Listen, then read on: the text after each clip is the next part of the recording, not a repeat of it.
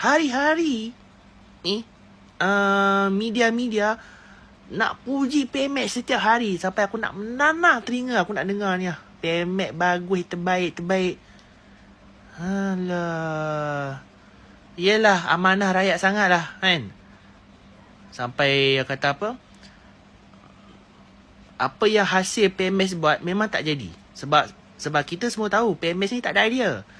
Dan apa lagi, ni bab kata Mi Kedah, buka mulut bohong, bohong kerjanya 24 jam. Lepas tu yang paling best sekali, mana-mana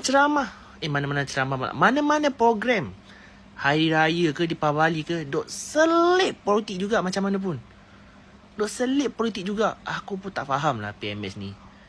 24 jam je politik manjang. Sampaikan rakyat dah muak dah.